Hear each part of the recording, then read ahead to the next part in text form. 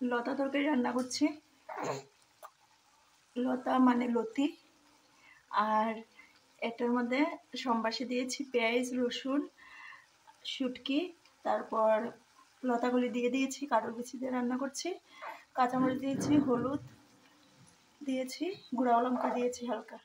আর এখানে রান্না করেছি বাঙালিদের না সবাই প্রিয়, সবারই খেতে ভালো লাগে মসুর ডাল। এখানে লতাটা রান্না করা কমপ্লিট। এটার মধ্যে একটু জল দিইনি, না দিয়ে রান্না করেছি। আর এখানে রান্না করেছি নিরামিষ পটল দিয়ে আর সয়াবিন আলু দিয়ে একটা তরকারি রান্না করেছি।